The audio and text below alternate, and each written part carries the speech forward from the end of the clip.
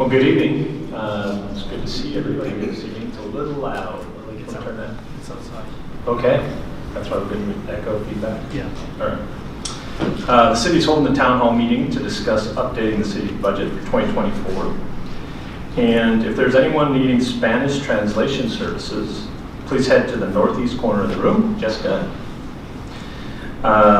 or in the foyer area, as there are 2 members of the Hispanic Advisory Committee that will be providing translation services tonight. Councilor Duran, could you translate for me? Esta noche estamos teniendo una junta del Concilio de la Ciudad y si alguien necesita los servicios de interpretación en español, por favor diríjase a la parte noreste del salón o puede salir al pasillo de la entrada. Tenemos 2 miembros del Comité Consultivo Hispano que proveerán los servicios de interpretación. Excellent, thank you. So this is an update for the community to participate in our conversation and give us some feedback about the City Council budget, what we've been talking about for the last 6 months, our process as we work forward to the 2024 budget, and the challenges that we're facing as a community to have revenues and expenses line up correctly. And so, Mr. Smith, you're going to give us a brief update tonight of where we've been and where we're going. Is that correct? That's correct. Just kind of a quick summary and then show some numbers and then open up for feedback. Okay, perfect. Thank you. So why are we here? So the FY 23-24 in the general fund, there was a budget gap. The council implemented a kind of a temporary stopgap to give us some time to look in more detail at options as far as revenues or cuts, either of those. But really this gap has been building since the early 90s.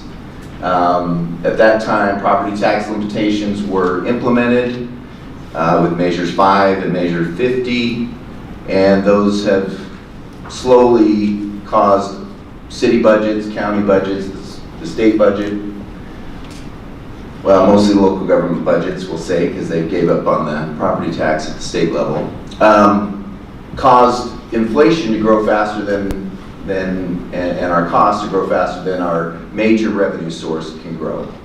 So, we did utilize some federal dollars to get us a couple years further down the road, but honestly, we would have had this conversation about 2 years ago if those funds had not been utilized as they were.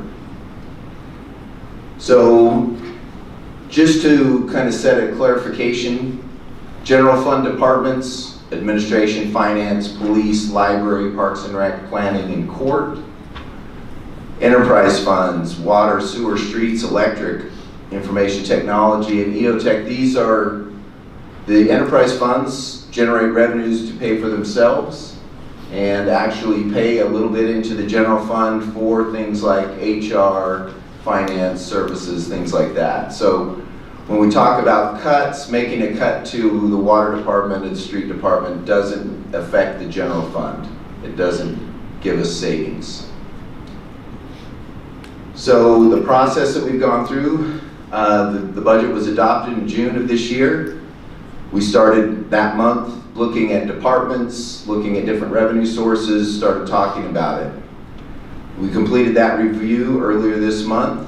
We're having this meeting tonight to kind of show some of the results and generate discussion, and that's including an online survey that's available for people to give feedback into the process.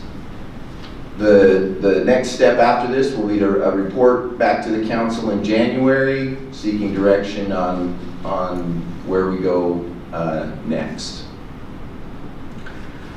So one of the first things we looked at is what are the service levels that the community, that the council is interested in. We looked back at 3 different public outreach efforts that took place with various surveys and public outreach efforts, 2040 vision process, a 2019 phone survey, and then a small 2023 online survey.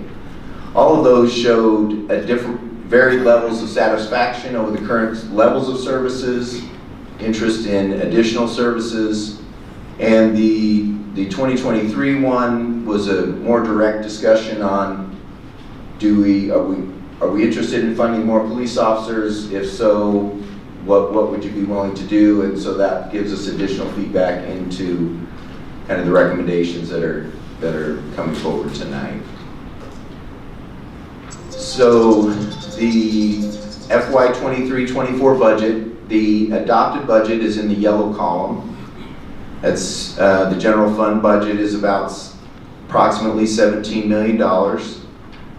When we took a look at what's the status quo, what would we need to do to continue the level of service that we had prior to this year's budget. So those changes are made into the green column. So we removed the loan proceeds, which was a stopgap measure to give us time to have a deeper discussion. Restored funding for the positions that were frozen. That's 2 part-time positions in the library, 1 full-time position in recreation, and it restored the council budget. Now, also part of that discussion was, and doing that puts us at about $900,000 in the wrong direction. So in addition, we, through the budget process, had some discussions about potentially new police officers, which would be another $370,000. So cuts, what more cuts? In that yellow column, there was already approximately $300,000 of cuts in the adopted budget. This, we looked at more. We looked at, can we cut street funding? And that's kind of a little bit of a, I'll explain it in a little more detail, but that affects the general fund because we send money from the general fund to the street fund, and so that would be a cut in that street maintenance budget. Then various other non-personnel cuts in the general fund, some more. Then we took a look at potential revenue sources. First, the transient room tax rate, increasing that. Taking a look at utility fees. This is a tool used by many cities throughout the state. They use them for police, fire, parks and rec, stormwater, all different things. So we took a look at that. We took a look at increasing planning and zoning fees. Those had only been, the last time they'd been looked at was, or changed was at least 20 years ago, probably more than that. Then we discussed a franchise fee on our water and sewer utility, which we do to all the other utilities that operate in the city. We discussed a business license fee. We discussed a potential for a local sales tax. The option that we discussed would be exempting all food or prescription drug sales. And then the other 4 that we looked at, local fuel tax, a tax on marijuana, and local option property tax levies, both mostly operational would be those that would be helpful, and then a payroll tax like it was attempted in the city of Salem recently. So after discussion and looking at all those different options, these are the recommendations that are coming forward tonight. First, as a cut, as I mentioned, it would be a cut to the street maintenance budget of approximately $340,000. A number of years ago, the council voted to send a third of the franchise fee revenues paid by utilities from the general fund to the street department to try to maybe catch up on some street maintenance that we'd let go a little bit. And so we've been doing that for the past, I would say, 5 years. Then staff came up with an additional $150,000 of cuts to non-personnel, so just things that you buy, contracts that we might use, those types of cuts. Then the recommended changes to fees. One is to increase the planning department fees. That our conservative estimate is to be about $80,000 increase. A 1% increase to the transient room tax would net about $100,000. A business license fee to net about $100,000. and then a public safety fee of $5 a month per account that would net about $360,000. And then in the process, we'd also been applying for some federal funding for additional police officers, and that is about $125,000 a year, that grant funding. So if we take a look at we have again the yellow, the adopted budget. The recommended budget includes the changes that we talked about earlier, the recommended changes, which include some cuts as well as additional revenue sources. Implementing all of those with those estimates would be a plus $170,000 to the general fund.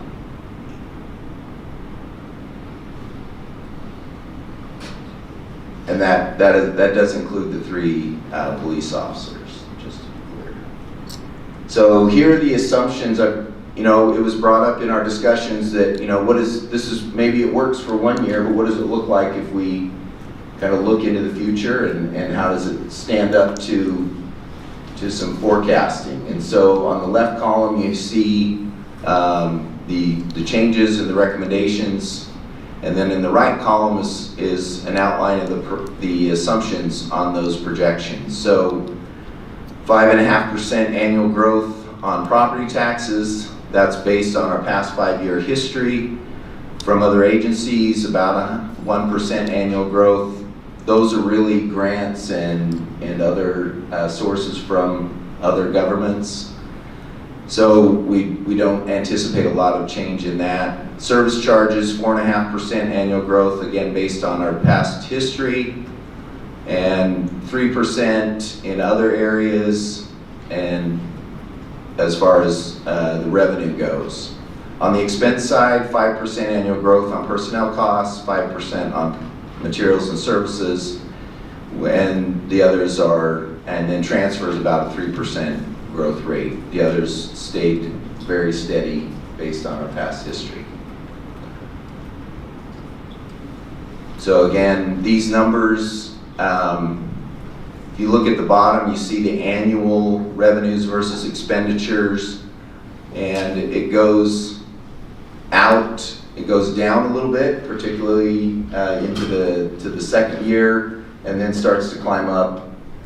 Now, one of the assumptions that I did not mention, and I meant to, is in our franchise fee revenue, we anticipate that there'll be some growth in our electric franchise revenue starting in about FY 26, and then it will grow throughout, and that's really what starts to make up the differences as far as replacing the grant funding that we have for police officers, and kind of moving us forward as we go.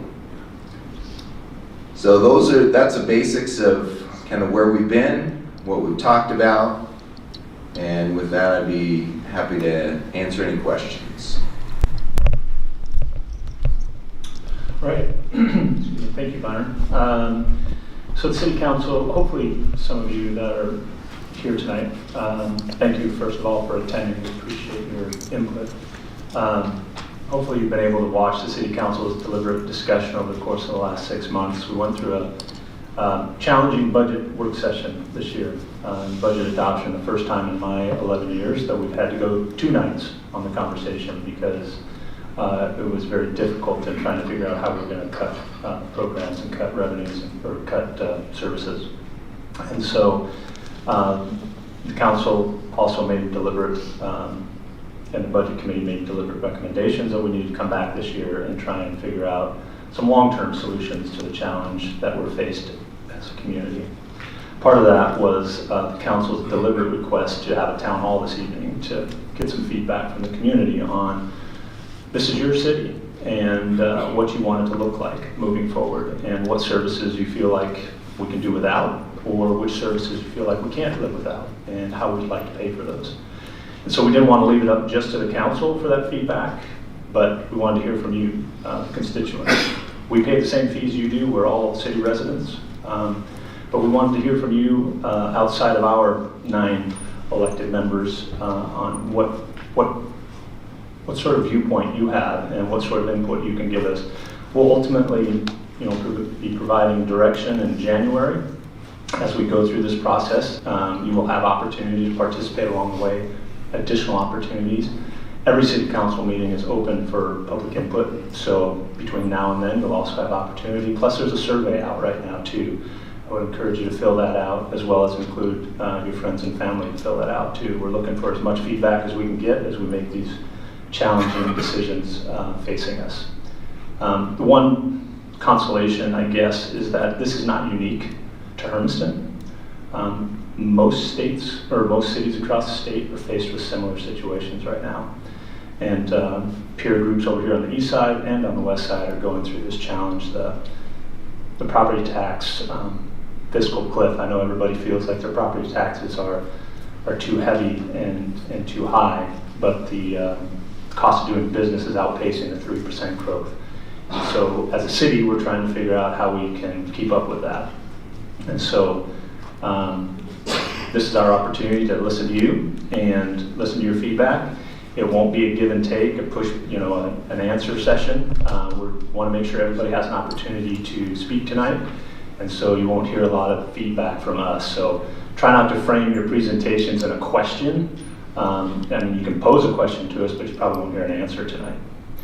So I would encourage you to come up front, introduce yourself by name and address, try to limit it to less than 5 minutes, and direct your comments to me. Who would like to go first? Come on up. I'll start, you guys. Yeah. Some of you already know me.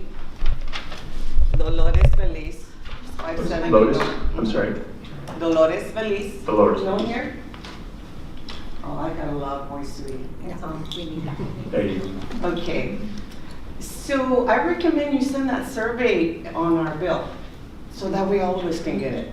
Because I know a lot of people don't have access to computers to take them. So that's just a recommendation. You mentioned something about electrical at the very end about receiving something. Is that an Amazon fee that's going to take place, or how does Amazon play into this? Yeah, so again, it's not a give and take or question and answer session, Yeah. but yeah, that's exactly what it is. It is? The franchise fees from the council. Okay. I was wondering about that. Well, that's good. The other question, the safety fee, $5 safety fee, what is that? It would be a bill on your statement. What? It would be a line item on your statement, on your... Okay, but is that because you're increasing better services? Because I was thinking, we all pay a fee for those canisters we rent. A $5 fee increase on that would be nice. But God, another taxpayer hike is hard on a lot of us. So that's a recommendation too. Thank you. And that was it. Okay. Okay? Thank you. Thank you for your time.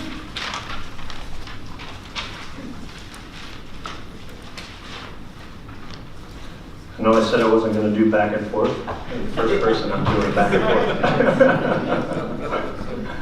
But they were easy questions. Come on up. Who's up?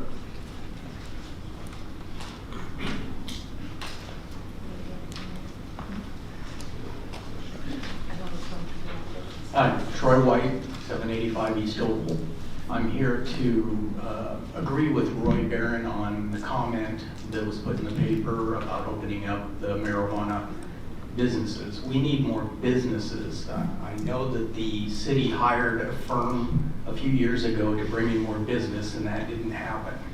So instead of constantly attacking the businesses for fees, how about you allow businesses to come in and then you can get more fees that way? We're already struggling, and yes, our taxes are too high in the city limits. I pay $7,000 just on my house a year, and that's just ridiculous. I mean, I can move to Tri-Cities and get it cheaper, but that's just my opinion. But the business fee for opening a business, I agree with that. You can, no problem putting a fee on that, because that does help the city. I can see that one, but a tax, no way. We voted 11 times at least in the state of Oregon to not have any tax. And now we're presented with a tax, a local tax on items? No, that's, because once you open that door, it's just a can of worms and it's gonna take off, and it allows you to do it again and on other items. No tax. Thank you.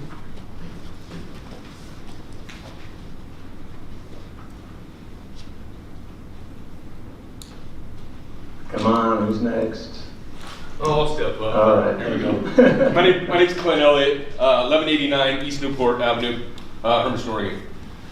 My only question and comment is, I moved from the west side over here 5 years ago, and I watched what happened to the police department when we gave them more police officers. And they have their hands tied, and I don't really think that having their hands tied and hiring more officers will be the right thing to do. And I know that you're limited. I really do. I have 3 or 4 very good friends that are police officers, and it's hard for them. I don't know how they do it every day. So if we're going to hire more officers, let's untie their hands. Thank you.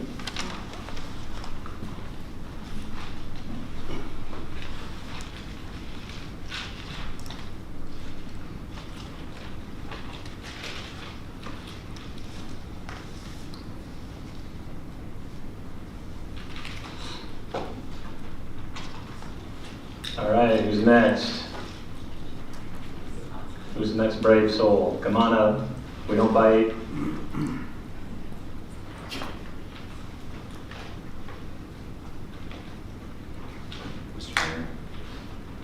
Mr. Mayor, Yes, sir. I just wanted to make sure the council knew we have someone participating online, and they sent a comment to your email. We want to make sure that she knew that We got there. see the message and the comments have gone to you. Okay, perfect.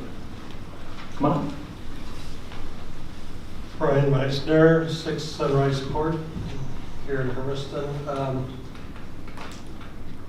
The last gentleman talked about having marijuana, but the citizens have previously voted it down of allowing those types of businesses.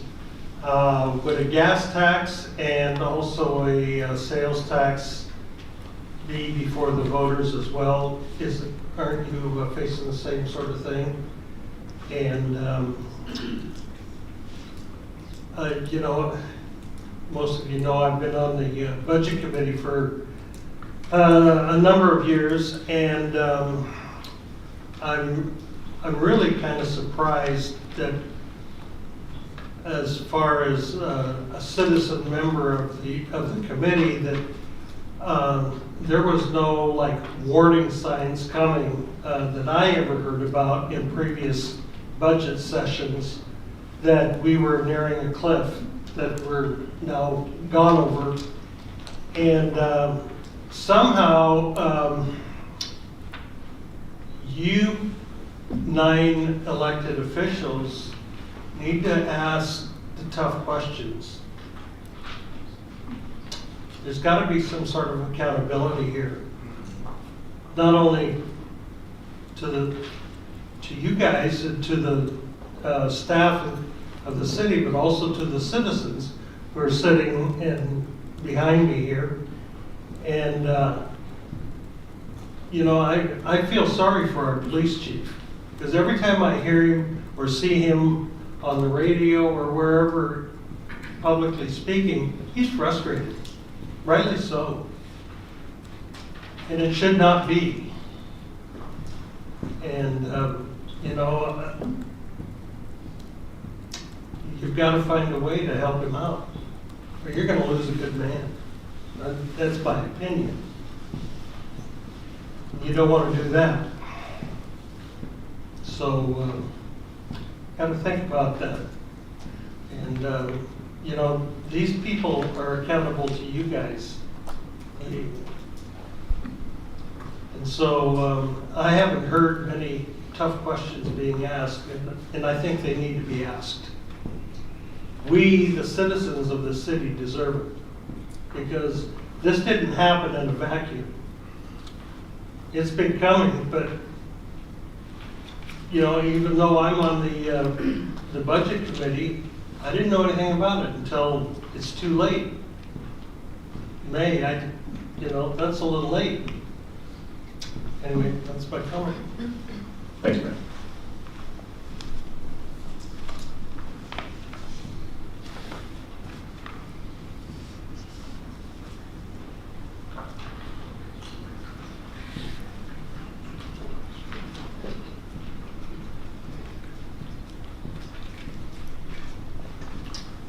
Good evening, my name is Dave Hanson, and I'm also a member of the Budget Committee.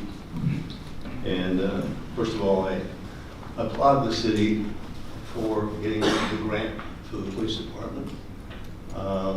That should have been done from the time we recognized, the chief recognized. I met the chief 2 years ago. First thing we talked about was the lack of personnel. That was 2 years ago. It's a long time to wait to get more policemen on the force. And so I applaud the city for stepping up and recognizing that the city of Hermiston has the worst ratio from policemen to population in this whole area of towns. And that's not something, and we're not even including in the ratios that the chief showed at Rotary some time back. Basically, he was including 3 police officers who worked the school system, and we weren't taking into account all of the people who are coming in here to work on a part-time basis for the farming industry that he has to police as well. So our ratio is far off, and it's not good. When we look at a grant for 3, I would rather see a grant for 6, because I think that's what he really needs on the street. And right now, with those officers, we could help reduce the drive-by shootings we're having over on 11th Street. We can make our parks more safe for our kids and the elderly that want to walk there. Those are where we need those police officers. I was recently with the chairman of the budget committee, and the one thing that he said, and I'll quote him, we can't have any more surprises. You know, we're on the budget committee and didn't know about what was going on until way too far in the process. So I recommend that we don't do that again, and have members of the budget committee meet with staff every, let's say, once a quarter, just to see where you are. I think we have to start looking at how you pay your bills, and what you look for, from a council standpoint, on a one-page overview of where you sit in your budget every month. That's easy to understand. All this we've just seen tonight is wonderful, but for the local citizens and even on the city council, you got to know where you are every month. Are you on budget or you're off budget? I've never seen so many financial presentations done that I couldn't understand in my whole life, and I've been involved in city government for years and years. I think we have to today take the necessary steps to balance the budget. And we have to make some very, very hard decisions. If we have to implement freeze all the city salaries, let's think about doing that. Let's, you know, when he was saying before me that someone has to be responsible for what's happened, let's all take the pain, not just the citizens back here that are paying the taxes. If we have to take cuts in our city right across the board, and all the pay and all of the salaries, let's think about doing things like that. I've had to do it in businesses with my employees, and when I was an employee, and I felt the pain with everybody else. But you have to make hard decisions. I seriously support you in implementing a hotel tax. I see putting taxes on the utility bills when some owns others, because I really think policing is one of our biggest problems in our community. We talk about a public safety fee, but public safety usually includes the police department and the fire department. And our city doesn't run the fire department, so maybe we put it on the bill as a police tax or a police fee instead of public safety fee. Or we have the fire department change their terminology in some way and say that they're in the life safety, whatever they want to do. I would make it, as I said, $9 instead of $5 and see if we can add more people. If you're going to hit us for 5, you might as well hit us for none. I think the next time when you're negotiating fees with Amazon and the likes, you bring in experts to help you do that. Because there's, in the documents I've read from Amazon, it really doesn't take care of the extra work the police or the fire departments have to do to take care of those new buildings and the people that come in along with them. I think when you're going to receive, I think, $3.5 million from Amazon over the next year. Maybe we should look at some of those dollars and start paying down our existing debt, and therefore, not have interest expenses that we're paying every month on the debt that we have already incurred. Dave, I want to be respectful of everybody here. Pardon me? I want to be respectful of everybody here. Sure. It's 5 minutes. Do you have anything Again, else? I applaud what the city has done with what they've done with the police department. I also applaud that the city has got a $2.5 million or $2+ million grant for seismic over at the public safety building. Remember, council people, that we can't lose that grant. We've got to fund that public safety opportunity. And we don't want to lose that grant because it's not coming back. So with that, I thank you for your time. Thank you, David.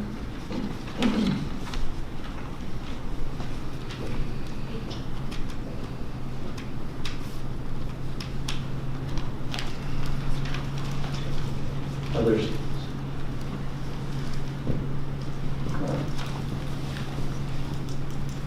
Good evening, my name is Josh Roberts, 1709 Northeast 6th Place. Josh, can you pull that closer to you? Thank you. I'm also a citizen member of the Budget Committee, and we were faced with an incredibly difficult situation this year, as the mayor said.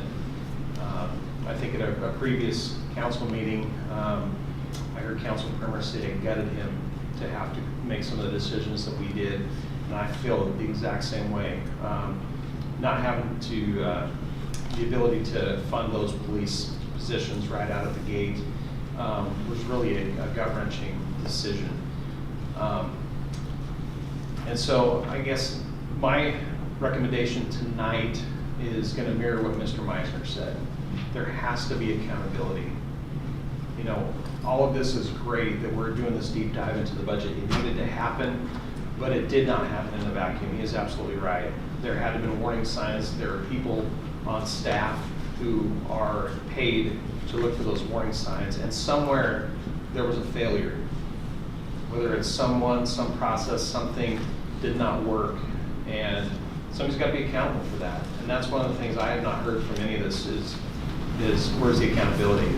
We're taking the steps necessary now, but how do we know it's not going to happen again in the future if we don't find some accountability for the mistakes that have already been made? And then finally, I'm thrilled that we got the COPS grant. I'm glad the chief is going to get his positions in spite of those mistakes that were made. Our citizens do deserve the best protection. I know we have a strong police department. I agree there needs to be many, many more positions funded, but we're at a point where we got to be careful. I get that. We only have so much money to deal with, and every department has bills to pay. And so how do we get those positions? I don't know. Anytime you increase services, you have to increase revenue, or you have to cut somewhere else. So, I've heard a lot of stuff tonight that talks about don't increase. If all we do is make cuts, we're never going to get anywhere. Unfortunately, the world runs on money, so there has to be increases as long as they're well thought out and they're equitably, put in place so that everybody pays their share and everybody can afford to pay their share. That's really what it is kind of about. And so I do applaud the city for going through this process. Thank you for doing that, because I hope to never have to be on another budget meeting where we have to make those decisions again. So, thank you, Judge.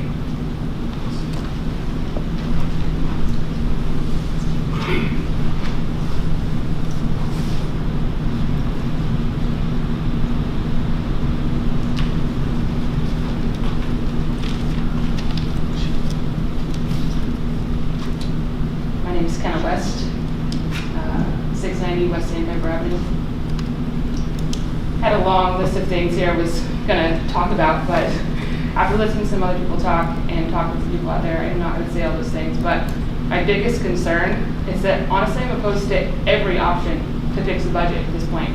I am a homeschool mom. I currently do not. My husband works. I'm a small business owner, and every single penny matters to us. And honestly, it doesn't feel right having to pick up the deficit on taxes and fees, because that's basically what everything that's been proposed at this point. It just seems like one more fee to obviously generate revenue, which is trying to fix the budget here. But I don't think that should fall on the residents of this community who already have astronomical property taxes. I'm sorry, but our property taxes are ridiculous. And I don't think, without seeing massive cuts across the board, that we should be picking that up. If I'm seeing massive cuts everywhere to program the city offers, I know that we don't want to do that, but at some point, we have to do that. I mean, we're doing that at home right now. Everything's tight, everyone's feeling it. I heard multiple council members say that over the last few sessions, like everything's tight, everything's increasing. Yeah, it is, and everyone's feeling the pinch everywhere. But why aren't we seeing that with our budget? Like, cut every unnecessary thing that doesn't make the city go. I don't want to have to pay any more fees, any more taxes for honestly anything at this point. You know, lots of people talk about public safety. That fee, honestly, I mean, I'm not opposed to more police officers, but what I am opposed of is that nothing that's actually going to come of that. So we have this huge homeless problem that's taken over our city. From the library to the parks, you know, I'm a homeschool mom, I want to take my kids to those public places, and I can't do that. I cannot do that. So paying more money towards something that isn't probably going to fix that problem because they can't do that, they're not going to be able to fix that problem, I don't want to do that. I don't want to spend any more money on something that is not going to benefit us directly. And every proposed way to fix this budget here is basically coming down to more expenditures on the residents. Where do you have extremely high property taxes? Honestly, massive cuts across the board in the budget before I want to pay any more money in a tax or a fee, to be perfectly honest. So that comes down to. And I know, honestly, I know there's been several people that have spoken here tonight, but I have talked to so many people about this in the last few weeks that do not agree with any of this either. They don't agree with increased fees or increased taxes. Like, we have to figure out how we're going to manage this budget, but that needs to come, we need to have accountability across the budget from the city council. You guys gotta cut wherever you can in the city and not put more fees and taxes on the residents.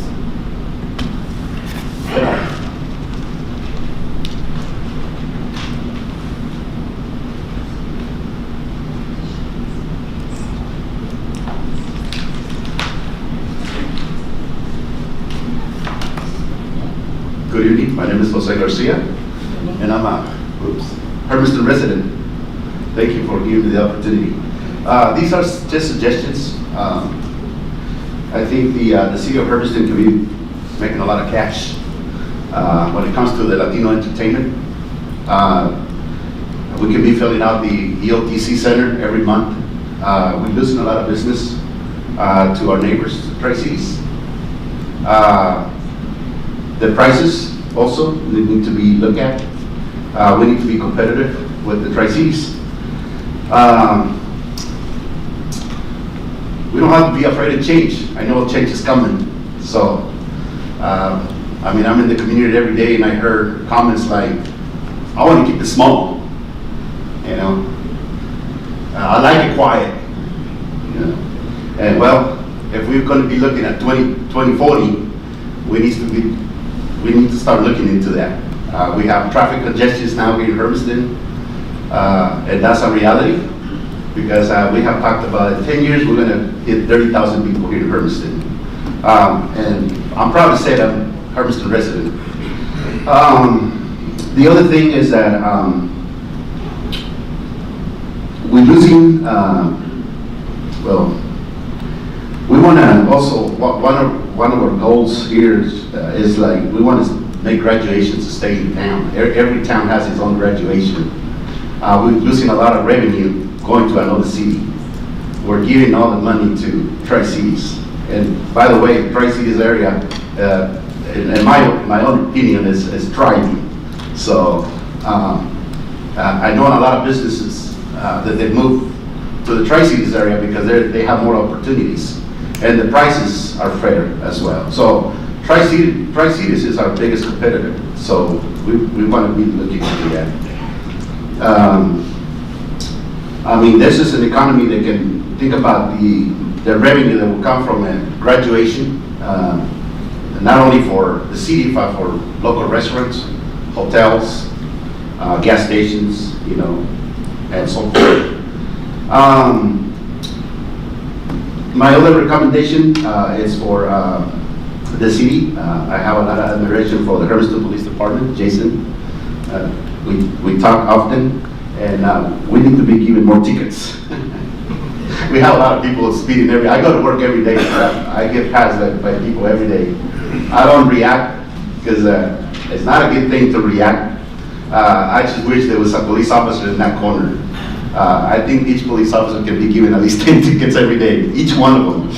That will increase that revenue for the city. Okay, so that's it. Thank you. Thanks for that.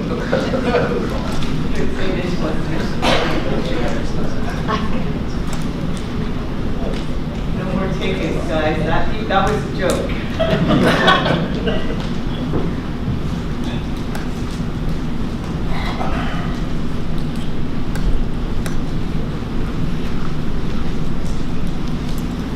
Good evening, my name is Stacy Stanek, and I reside at 330 East Carter Drive. One question I had on the building fees, it was brought up that they haven't been increased for I think 20 years. What stopgap are you going to put in so that in 20 years we aren't saying we raised them in 2023 and now here we are in 2043? I mean, our utility bills are tied to inflation. That should be due because it's not getting any cheaper to staff anything. There was another gentleman who made a comment, if you need $5, charge me 10 because you're gonna need 10. I don't wanna pay anymore, but I understand we need police. I want services for my kids. I don't wanna worry about my teenagers driving down and having a drive-by shooting. I don't want that, and nobody here does. So I don't wanna pay more fees, but it is what it is. If that's what you need, I'll give it to you.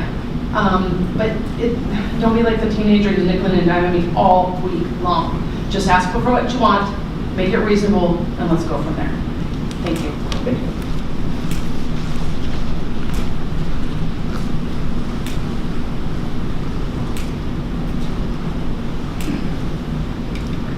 Hello. Hello. My name is Carrie Christensen, and I live at 470 Christensen Road, which is in the county. But I also have property in Hermiston and I have a small business downtown. And I just want to say I appreciate our police department in the highest regard. I call them, you know, for various reasons, and every one of the officers are very professional, and I've witnessed them taking care of not necessarily the homeless, but people that are on drugs and people that are, you know, having problems, to say the least. And I talked to Jason and told him how much I appreciate that. And so I support, you know, looking for money in any way that we can to support our fire and our police department. With that, I will just say that you might want to look at the proposed Getman Road project. I'm sorry, which one? The Getman Road project. And think about how much money you're spending on that in the county. Not even in the city. Legally, we are fighting it. You're fighting against us. Let's talk about that. And if anybody would like to have a conversation with me about that, I would do that. You're spending a lot of money to build a road that isn't going to make things safer, even though you were told that. I've done my research. In 2002, it was proposed to cost $2.8 million for phase 1 and $2.8 million for phase 2. That was in 2002. It's 2023. So things have gone up. I support the city of Hermiston and the county, but let's look at that. again, ask me questions, I'm gonna ask you questions, I'd love to get together and talk about it. It's a lot of money. Let's take care of the things in our city that we really, really need to take care of and make it safe for our families and for our children and for our downtown, for everybody. Thank you, Karen.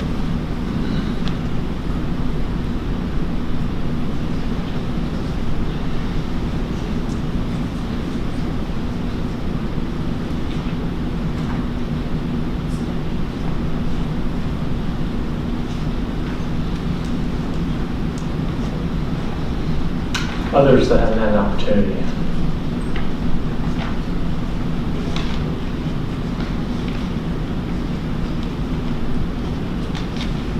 Okay, Mr. Smith. Still have 15 minutes. Is this time for the council to speak, or do you want to reserve that for later? How would the council like to proceed? Are there others that haven't had an opportunity to speak that would like to speak? Yeah, come on. Don't miss your opportunity. Karen Jones, 1010 West Highland Avenue in Hermiston. I wanted to know if you're accepting written comment on this, because I'm learning more tonight about it. I'm sorry, accepting what? Written comment? Yes. And when the deadline is, or is there a deadline for that? When's the next decision-making meeting?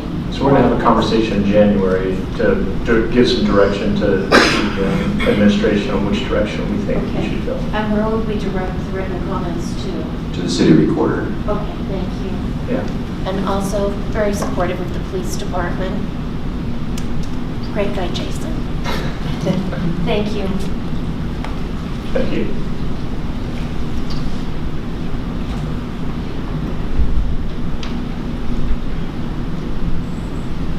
Ultimately, we won't be making any decision until the budget's adopted, right? So theoretically, people could provide input. Well, to correct some of that, we will need to take some action early next year. Maybe not all the action, but some actions. Okay, thank you. So, Karen, if you get it in before January. Thank you.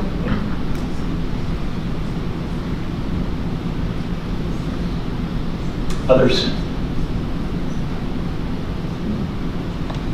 Okay. Council, how would you like to proceed? You want to talk now? Adjourn early, take a break, recess? Yes, Councilman McCarthy. I just want to comment that I received a phone call earlier today from Judy Peterson, who manages Lucky Ends and is the current executive for the Hermiston Downtown District. She couldn't be here tonight. She's about 3 hours away. Otherwise, she would have been here. And in the comments, mostly were in regards to the institution of a business license fee. She is mostly against it, but not wholly against it in process. Mainly the cost is where most of the objections are. Her research leads her to believe that it is higher than our competitors, especially Pendleton, especially with her experience doing temporary business permits for events in Pendleton. And when you're taking into account not only the property tax fees that our small businesses have to pay, but let's say you're paying, I think our chamber minimum membership is $325, downtown district's another $100, then you're paying another $250 just to operate your business, which may or may not, as perceived, have a direct benefit to the business in question. It seems hard to want to do business. Her concern is that not only will members leave both the chamber and the downtown district, but some may either have to let employees go to meet certain minimums for that license fee and or close entirely with the fee as presented. So she mainly objects to that fee, and that is also the input largely that I've seen from other business owners as well in the community. Yes, Ms. Myers. I too have a citizen question about how much it would cost to implement the business licenses, you know, as far as the administrative part. I know that, I think we discussed that earlier on. I know you don't have an answer tonight, but that is something that, you know, if we're gonna throw this out there, I think we need to have a dollar figure to go with it. Yeah. What's the actual net on that? That's what you're asking, yeah.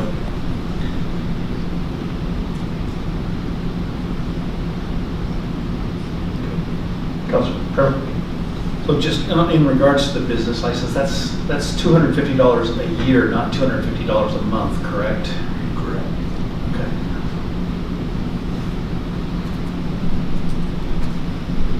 Others? Yeah, Councilor Burrow? Just wanted to take the opportunity to thank the public and constituents for being here. To be honest, in the 5-6 years I've been on council, this is the most citizenry I've seen show up, and I think rightfully so. This is a big topic that definitely merits everyone's opinions and input, and we will take those inputs and comments and consider them very seriously, especially before we meet again. The council has already met on these subjects for about 6+ months, and we continue to hear more information. I have absolute confidence that every council member up here is taking the time, having conversations with community members, taking the information that city administration gives us to ultimately make the best decision possible for our citizenry. I think at the end of the day, we are weighing a lot of different values out there. We talk about financial values, safety values, every type of value under the sun. And so we hope to see many of you again, whether it's from written testimony, vocal testimony, but certainly when we make our decision come January. But I just want to take the opportunity once again to thank everybody that's here, and definitely willing to have conversations with individuals at any point in time, and I'm certain every counselor up here as well. So thank you. Yeah, Councilor Carl. I want to echo what Councilor Barron said, and I also want to say that perhaps tonight, if you couldn't come up with exactly the words that you wanted to say, feel free to send us your written comments before January, or if you want to stop and make an appointment with the city manager or the assistant city manager, go ahead and do that. I think it's important for you to have your questions answered. And certainly if you have other ideas that maybe we have not considered, we want to know about them.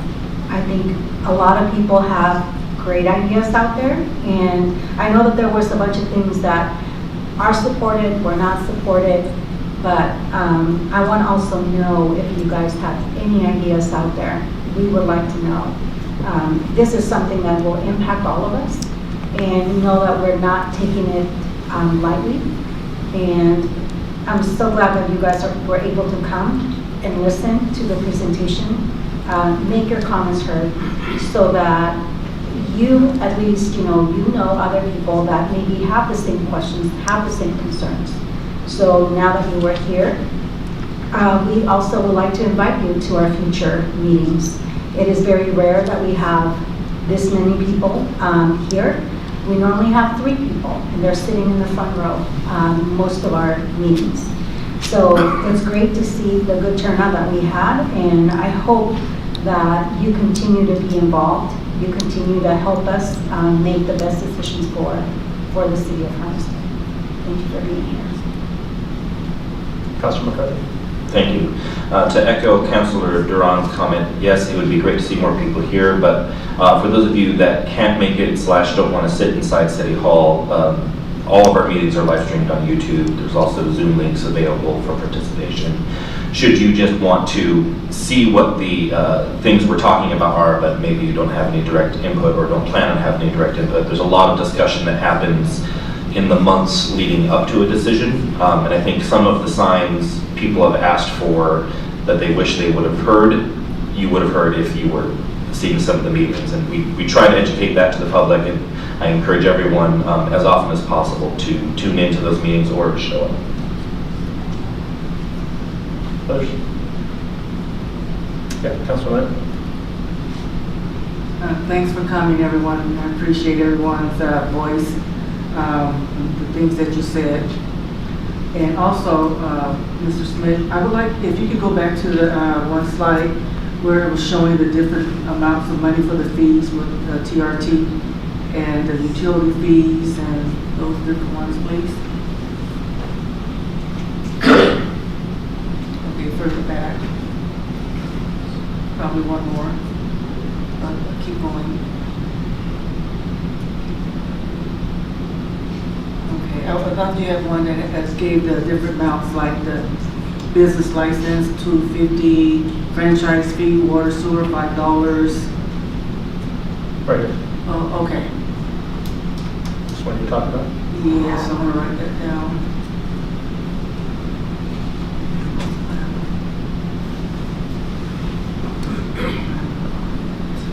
Did you have something else to add? No, that was it. I just wanted to see that. Thank you. Anyone else before we close our session tonight?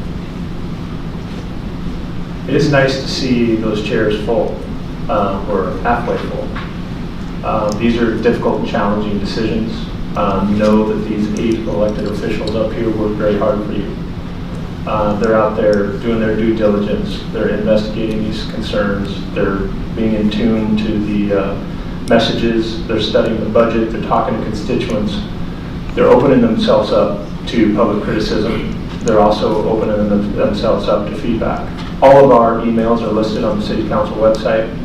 I would encourage you, if something came up tonight or you forgot it, you walk out of here and you go, oh, forgot this, please send us an email.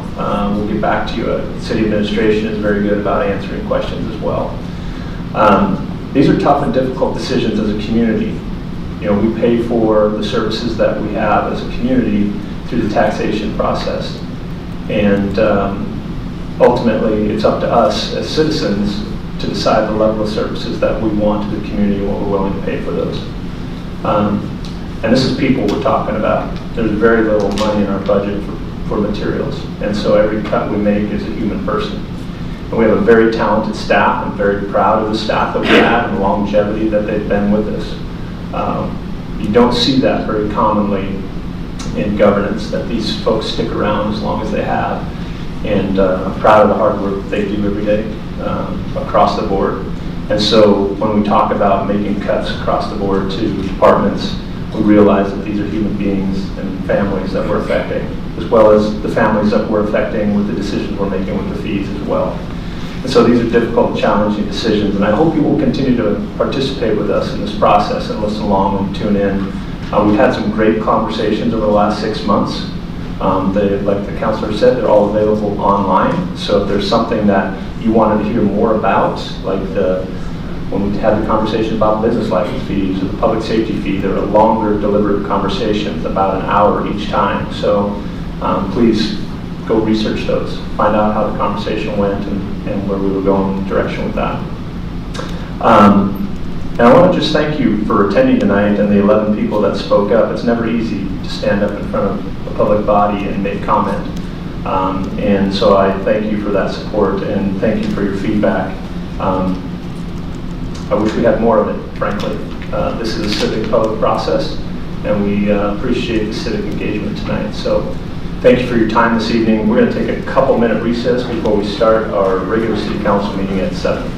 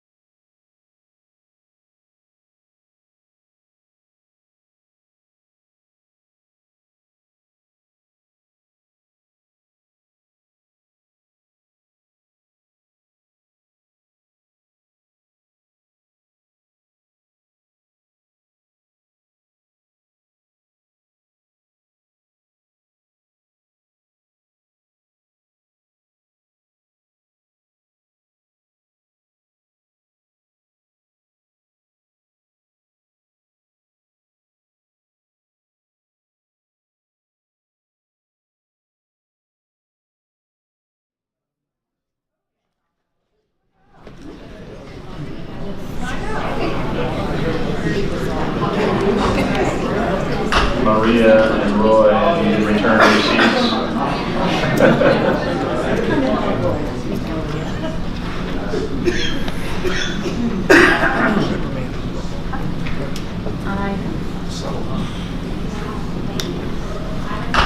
What's that?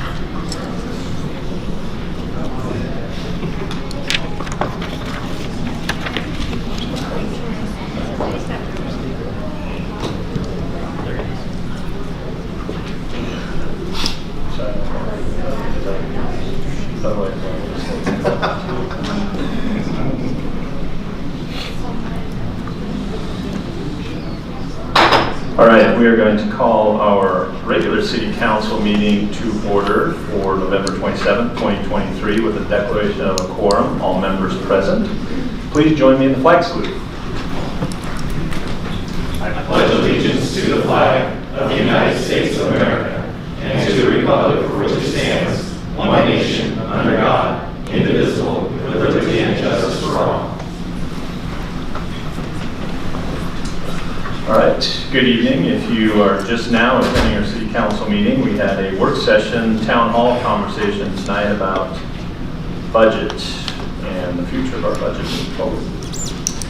First up on our agenda is a presentation today, Smith by H2O Water for Eastern Oregon. I saw Michael Graham in the audience. Is he our? He is our speaker. All right, welcome. Come on up. Either one. Stand or sit. Stand, sit, whichever you feel more comfortable doing, Michael. I don't feel comfortable either one, but I've seen you speak before. You just. I just want to thank you for letting me take some time to the mayor and the councilors and city employees. There's three purposes that I want to accomplish tonight. The first issue is just to inform you about some of the groundwater issues that are happening. The second is to build awareness about H2O and what we're doing. And then the third is to encourage engagement with the LAGWAMA and the work that they're doing. So I'll just quickly head into some background information around what's the problem. So, slide. I have control of the slides. So the ultimate problem is the groundwater and high nitrates in the groundwater. And so those domestic wells that are going into people's homes having elevated nitrates. About 20% of the wells that have been tested so far have returned over the 10 milligrams per liter limit. And so there's been about 1,000 wells tested, and there's an estimated 3,500 to 4,500 wells in the Guam area. My background, just to introduce a little bit about myself, is I currently am the Senior Director of Operations for Tillamook, but I'm also the chairman, or been voted the chairman of the H2O2 committee. And so I've been in dairy now for over 20 years, and I've lived all over the Western United States. And I've owned many houses that have had wells and been in dairy areas, and most of the areas that I've lived in have had nitrate problems. So this is something that I'm a little bit familiar with, and the importance of addressing and understanding. The reason why we have nitrates in our groundwater is complex, and the solutions are very complex. I'm sorry, Michael, hold on just a second. Can you hear him okay online? Because you're not speaking into the microphone. I just want to make sure our audience online can hear you too. Do I need to turn it on? It's probably on. It just needs to speak into it. Will that work? Is that okay? Yeah. Perfect. Thank you.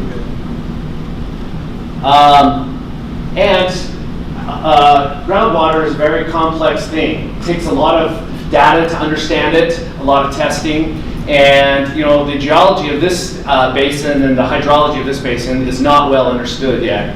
And so with this problem, there hasn't been a lack of there's been a lack of coordination over the last 30 years to study and address the nitrates in the groundwater.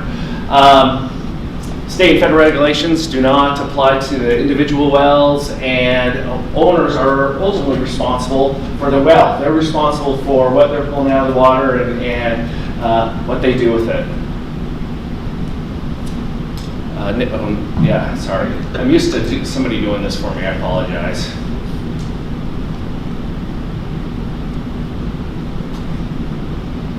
Okay.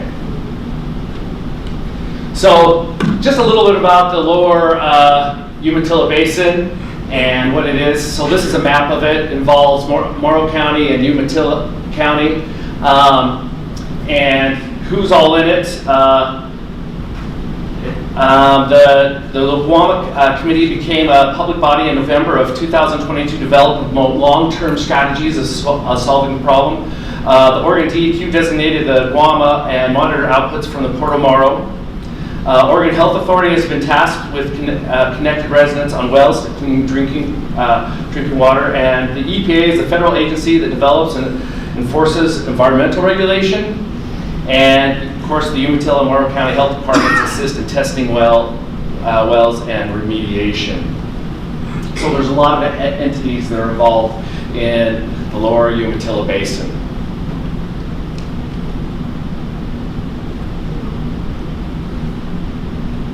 Okay, there.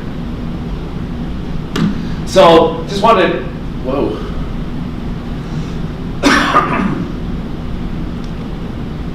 Okay, thank you. Just wanted to go over a timeline of some events that have happened. You know, in about 2020, environmental groups petitioned the EPA for emergency action about the groundwater. In June of 2022, Morrow County a water emergency was declared, and a lot of that's when a lot of, I guess, focus started to really be talked about this issue.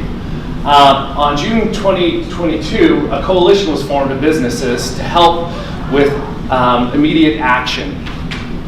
As information was coming, and we're starting to see homeowners were starting getting their wells tested, and we started seeing the levels. We knew that immediate action needed to happen, and so a business coalition was formed to help with that action.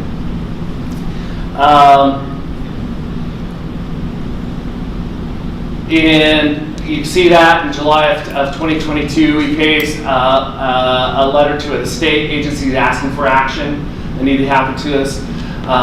November of 22, the Guam becomes a public body with a new committee. In the January of 23, federal funding was announced. In April, OSHA begins testing, OHA, Oregon Health Association Administration, excuse me, begins testing. We start finding a lot more data about people's wells. And then in May, Governor Kotek traveled to Eastern Oregon, talked to a lot of individuals and to bodies about this problem. In June of 2023, the Boardman Coalition evolved into the Water for Eastern Oregon, and we formed, that's when we formed.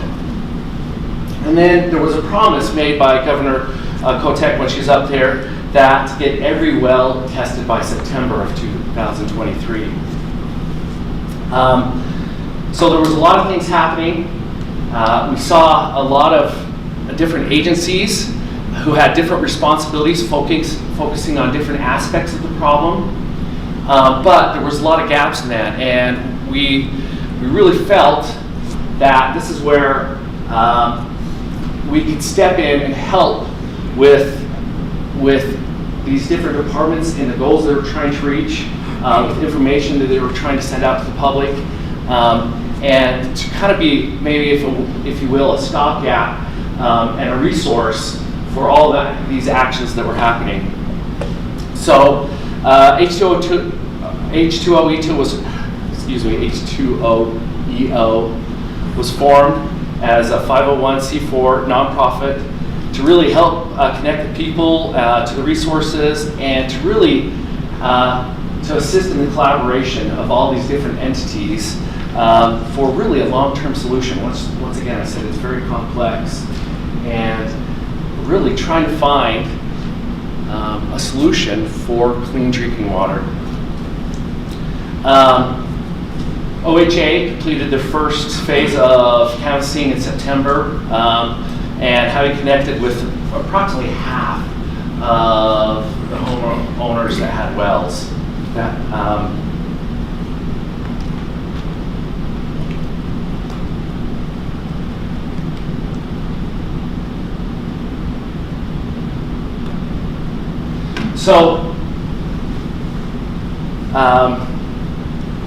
Some of the direct support that we've given, and that's happened before HA began testing the wells, we knew that people needed to know what was happening with their wells and how it was being delivered and the levels of nitrates in the water. So about direct testing for about 300 wells, we helped out with that, and support for another 200 wells. We assisted with local drinking water. We needed a fast solution in there, and so we helped with organizing and getting water to those homes that had nitrates levels that were high. We provided information packets in English and Spanish. We created the H2OEO website that has links. We found as we were talking to our neighbors and to those we met that there was just a lot of information and misinformation floating around, and they were just looking for answers. And we felt that that's where we could step in and help direct and create links to let them get the information they need. We've partnered with over 30 local businesses and organizations, and we're coordinating with the entities, that the local governments and state and federal level as part of the solution. So, once again, why H2OEO? We feel as locals, as local employers, as community organizations, we, first of all, we can help amplify the voices that need to be amplified.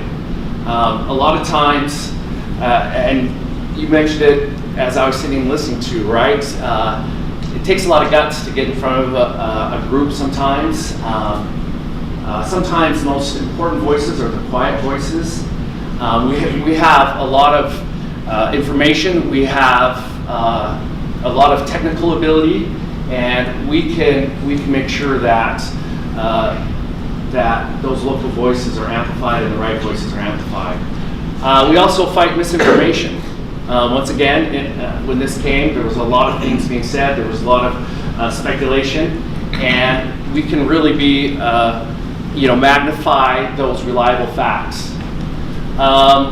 We can support those organizations in their efforts. The county health department efforts, OHA, other organizations, as they're focusing on specific things that may not overlap, or if they're overlapping in a way that's just not quite working, we can help out with that. And we find that we can move swiftly. As an example, in Relying Water, we have the resources, we have the drive, we have sometimes we have the energy to really move quickly. And we have a lot of employees that work for us, and so we have a direct voice to them and help our employees and their families. So looking forward,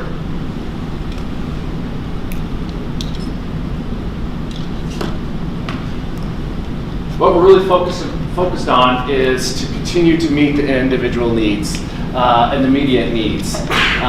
That includes well testing, and then there's filtration systems, delivering waters, getting information out to people. There's a lot of work that still needs to be done. We're still trying to increase awareness, as you saw in those statistics that were up there. Not every well has been tested. Not every homeowner has, reached out. And we want to make sure that they have the information they need to be able to make the right decisions and have the paths so they can make good decisions. We're continuing to identify the roles and responsibilities to conduct research. There's a lot of information that still is needed for this, and that's why we're supporting the LGWAMA. They are the organization that's been tasked to gather that information, to analyze it, and to start presenting solutions. And we're just making sure that we're following the science. I have a background in chemical engineering and chemistry. I'm very aware of this. I've done it in my past. And I found that the solutions that are science-based and data-based are the ones that really stick. And there's a lot to get that data, it's going to take funding. And so we're helping and supporting those to fund, to enact the locally led solutions. We feel locally we have the ability to solve this problem. It might take a long time, it might be complex, but I have a well, I live in LGWAMA, I've talked to my neighbors, they are passionate about it, they are smart, and I feel like we, as what we're doing is building this coalition of just bright, energetic people that have resources that can really lead us to a solution. I thank you for your time and open it up to any questions. Michael, maybe you could describe who you are as an entity, like who's a part of H2O-EO. So, you bet. So right now, we have a group of businesses and some individuals that, so I'm, Tillamook is part of it, Lamb Weston, 3 Mile, Boardman Foods, I don't know, who else? Amazon, yeah, Amazon's. Just a bunch of businesses and community leaders. Thank you. Councilor Kerman? You've mentioned it multiple times, but what is LGWAMA? I think I got it worked out. I just don't know what the last 2 letters are. Yeah. So I knew you were going to ask me this. I wrote this down somewhere in some notes. It's not in this paper, but I'm going to get it. Do you know what it is? I'll help you if you. Okay. Over Umatilla, Basin, groundwater. Management area. Management area. Okay, thank you. Did everybody get that? Got it, the last 2. Management area. Okay. I just wanted to know what it was. All right. Other questions for Michael? Yes, Councilor Graham. It's interesting because we were able to meet with Governor in May. Some of the Hispanic community members met with her. And as a result of that meeting, they were able to realize that they were lacking a Hispanic representative in their community. So as a result of that visit, she was able to change that and appoint someone to be part of that committee. So, even though a big chunk of this has affected Moore County, but I've been kind of very interested in what's happening there and what's happening in Hermiston. And I know that some communities or some entities have been very active in trying to educate our communities as a whole. I remember, and I can't remember the month, but it was over the summer, there were presentations that took place, one of them in Umatilla Middle School and another one in Boardman. At the one in Umatilla, which was the only one I was able to make it to, I saw our Commissioner Dan Doran present as well, in the midst of the folks that were attending. It was, that place was packed. There was different entities there, people that were able to ask questions, or if they needed further feedback, people were writing down those questions. So I'm just wondering, are you also working with Oregon Rural Action? Because I know that they were also very heavily working in those areas, not just Moore County, but here. Are you working with that entity? I would say that a lot of our goals align, and so in a way we're working with them.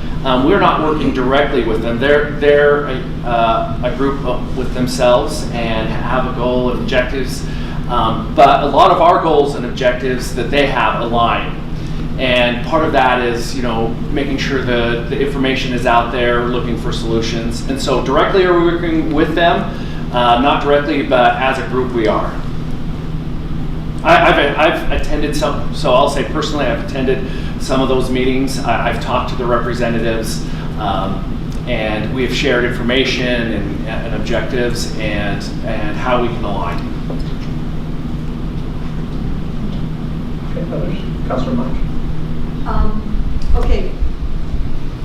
If you have your well tested, is it required to have your well tested? It's not.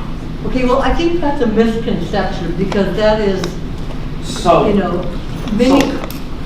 Once, if you're purchasing a home or selling a home, there's a requirement that you have to supply potable water. And part of that is, if you have a well, is getting it tested.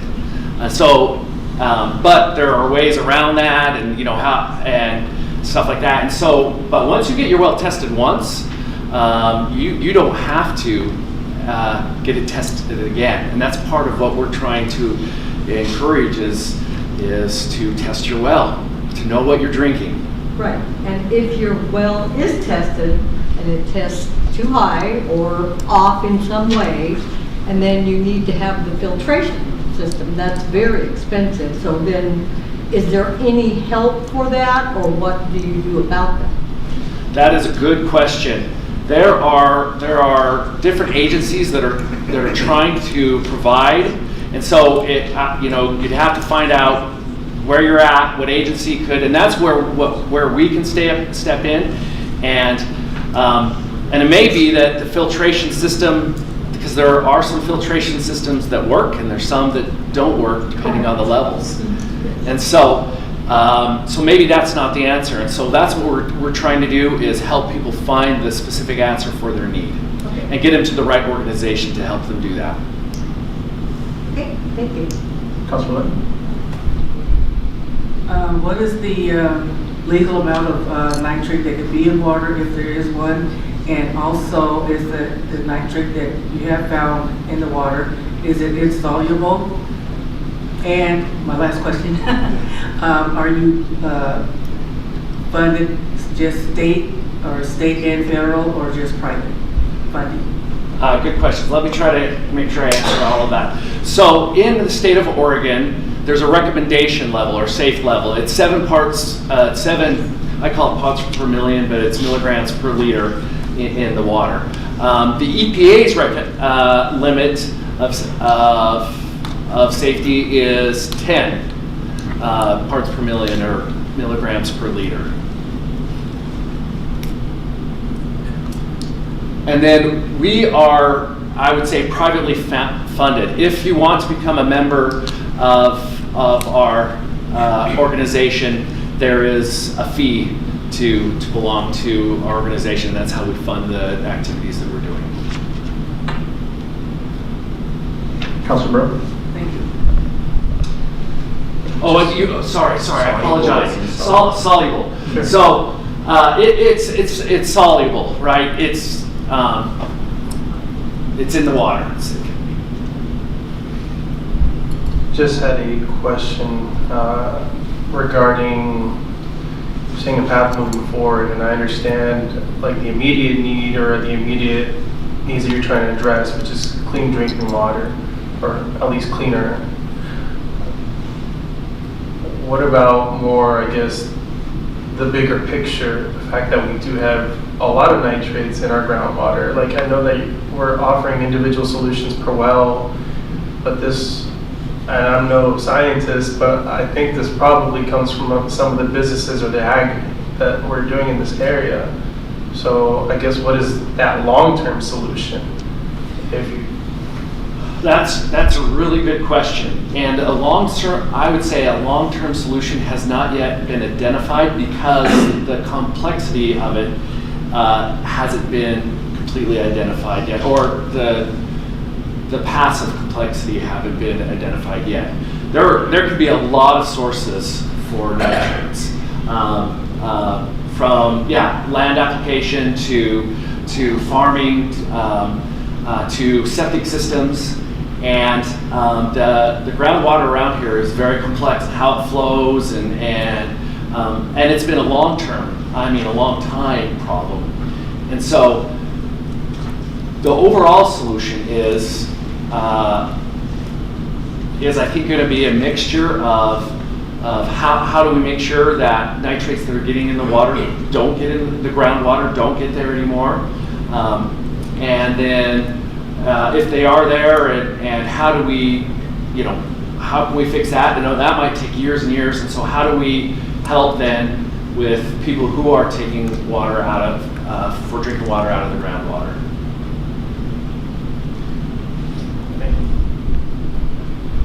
Other questions, Councilman? So Michael, if they want to find out more information about your organization, or they have other questions, how do they find out about you guys? That is a great question. First of all, you can go to our website. Just Google H2OEO. You can put in Boardman or Hermiston or Umatilla and get you right there. Go to our website. There's a lot of information. Also, you can contact me directly. I can get you, I will come talk to you, or I can get members of our group to come and share information. Okay. And you're collaborating with local counties as far as their health departments and stuff too, so that might be a good resource for place for people to go. Yeah, always your health department. Yep. Yeah. All right, well, we appreciate you coming tonight, introducing your organization, letting us know what you're doing to help those folks that are dealing with the nitrate issue in our region. So appreciate all the work that you and your organization's doing. Thank you. Thank you. Thank you for your time. Yep. All right, now we're moving on to the first opportunity in our city council meeting for citizen input on non-agenda items. So those items that aren't on our current agenda. All the agenda items you'll have an opportunity to speak to as we get to them. But if there's something you would like to talk to the council about tonight, please come up to the microphone up front. Introduce yourself by name and address, limit your comments to less than 5 minutes, and direct them to me. Come on. Hello, good evening, everyone. Good evening. Is the microphone on? Hello. No. I need to turn it. Push the button on the front. Yeah. Or if we need the batteries. Awesome. Yep. Okay. Yeah, try it now.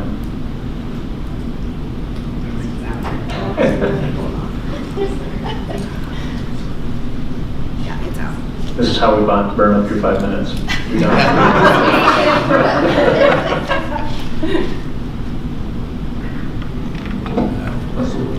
You get to sit down. There too. We require our speakers to be EV tanks.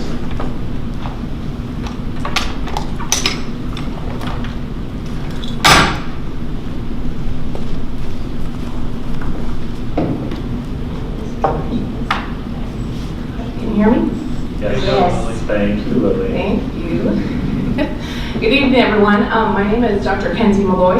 I've been a practitioner here in Hermiston for 16 years, and I am a Hermiston High School 1997 graduate, so I've been around here for a while. The reason why I'm up here tonight is I'm very invested in this community and in the health and wellness of our community, and I brought some research with me, and which Lily, can I give you those? Okay. Pass those up. Okay, I wanted to talk about, across the street, I mainly came to realize this because there was a 5G tower that was put in right across the street from our house. In our neighborhood, or right across the street at the park, and this just happened within a couple weeks. I was at a conference, national conference in symposium in Seattle, and then I came back and I was like, oh my goodness, it's here. So I am concerned about this. I have done research on this, and this research I printed out for you guys today. And going around, driving around town, I noticed that there was also a tower up in like the Desert View area, by Desert View School and by Roman Larby School. And I have lots of patients that are work there, are students there in that whole area, and even in my neighborhood. So this is concerning to me. These articles that I have here, they're all from peer-reviewed journals, so not just off the internet. They've all been peer-reviewed. They have some research in them, so that's why I printed out copies for you guys. So these are ones that you can go through and research yourself. It has all the notations on there. It's not in proper APA style, like all of us that were in school when we were doing research papers, we were doing that, but that takes a lot of time to put that all. This was not any of my wording. This comes directly from the research, so I just wanted to share this with you. I think it's important. I have a very, very, very busy practice, so I did take the time out to do this research and look at that because I think it's important to understand this and just get more information on it. There has been a variety of research on this topic, but I kind of want to go over these just a little bit, and I know I don't have a lot of time, so I'm just going to briefly go through these. And I didn't bore you with the whole entire research because these are long. If you have insomnia issues, it would be good to read the whole article because they're very boring. But I did do a little synopsis on it. The first article, you can see the notation there, published in 2020, and it was saying the research evidence is strong enough for the World Health Organization to classify EMF as an environmental factor potentially carcinogenic to humans. And it says, due to the fact that there is data indicating the existence of biophysical mechanisms of EMF influence that may lead to adverse health effects, it seems necessary to use precautionary principle and the ALARA principle when creating environmental requirements for the construction and exploitation of the infrastructure of the planned 5G system. And it goes on to do a notation from the CDC on what ALARA is, and that ALARA principle stands for as low as reasonably achievable. ALARA means avoiding exposure to radiation that does not have a direct benefit to you, even when the dose is small. So that's one of them. Another one published in 2020 about the wireless radiation offers a promise of improved remote sensoring, improved communications and data transfer, but unfortunately there's a large body of data from laboratory and epidemiological studies showing that previous and present generations of wireless networking technology has significant adverse health impacts. And the one from the Journal of Epidemiology Community Health, there's a big section on that, and I'm going to kind of do little snippets of it. So it says several recent reviews by independent scientists have suggested that there is significant uncertainty on this question with rapidly emerging evidence for potentially harmful biological effects from radio frequency electronic field exposure at the level the 5G rollout will entail. It goes on to talk about 4 relevant sources of scientific uncertainty and different parts of it. And part number 2 on that is a rapidly accumulating body of laboratory studies documenting disruptive in vitro and in vivo effects of the RF EMFs, but one of the many gaps in it. And then it says almost a total lack of high quality epidemiological studies of adverse human effects on the 5G EMF, specifically, but not rapidly emerging epidemiological evidence of such effects from past generations of RF EMS exposure.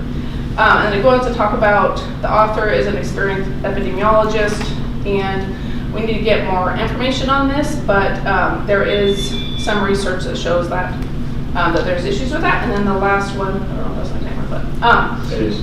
the last one, just about the evidences of biological properties of that, it just has a little synopsis there. So that's why I wanted to give these to you, because you can look them up yourself.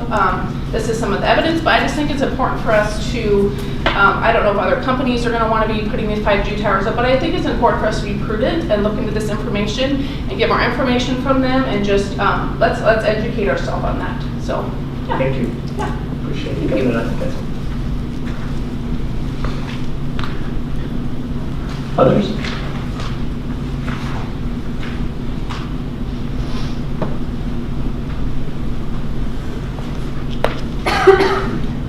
Troy White, 785 East Open Court. I'd like to open a discussion about urban growth, the boundary of the city of Hermiston.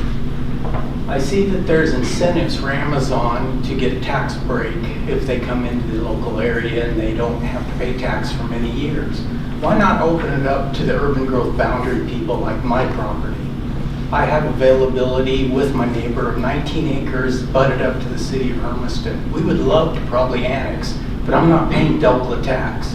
So why not open it to where you give us an incentive that we can annex in the city of Hermiston, but give us a 10-year break on our taxes based on what we currently pay. Then after the 10 years is up, then you can double it. But give us something to be incentivized so that we can help the city of Hermiston. Thank you. Thank you.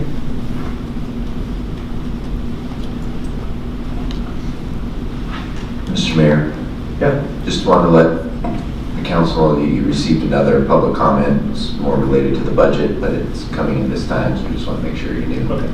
Thank you. Any other public comment tonight? Okay. We're going to move on to the consent agenda. Council, are there any items A through E that need to be pulled from the consent agenda? Okay. Any public comment on consent agenda items A through E? All right. Seeing none, can I get a motion to approve consent agenda items A through E? So moved. Second. Been moved by Councilor Primer, seconded by Councilor McCarthy, that we approve consent agenda items A through E as presented. Roll call. Yes. Yes. Yes. Yes. Yes. Yes. Yes. Yes. Motion passes unanimously. On to October 2023 financial report. Mr. Smith? Yeah, Mr. K, please. Mr. K? A couple of turkeys made it out of Thanksgiving. They're looking forward to Christmas.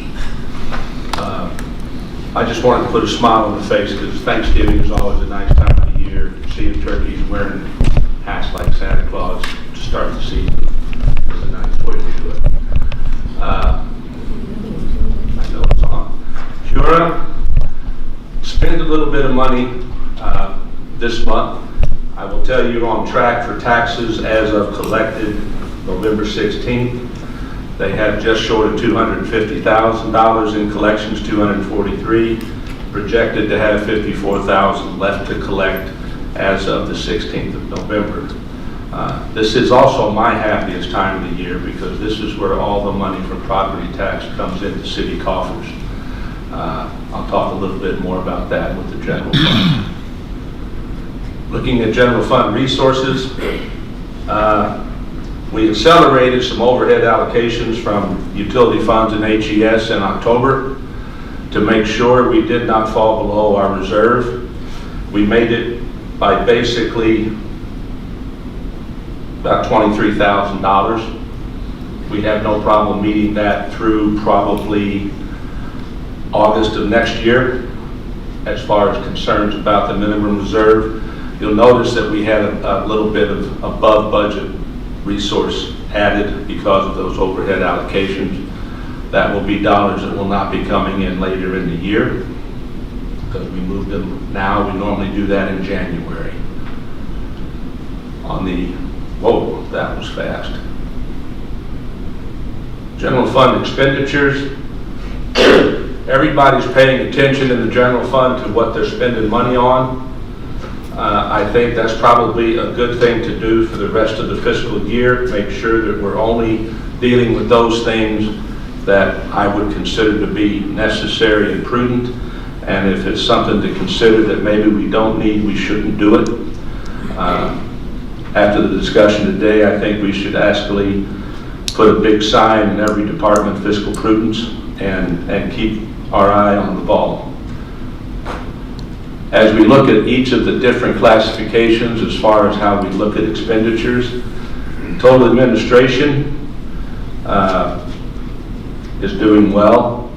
Public services, this is due to some, what I would consider time of year expenses with regards to Parks and Rec. The programs are ramping down from summer but rolling up for winter. And the pool is finally not in operation anymore. That will take a few less dollars to manage. As far as the safety features, public safety and non-departmental, we're in good shape there. Chief Hermiston has not had to pay his fee for dispatch for the past few months. That's why public safety is down quite a bit. I don't know where that stands, I haven't heard, but we will be getting a bill at some point. We are in good shape as far as expenditures in total through the general fund. I look at the general fund balance, you will see that we just barely made it this month. It will go sky high again in November and December. I took to heart a lot of the comments tonight, and I think it's incumbent upon me to make sure we stay focused on the eye on the prize, and that is manage our dollars effectively. Get my finger to the utility speech funds. Everything is looking good here, even regional water.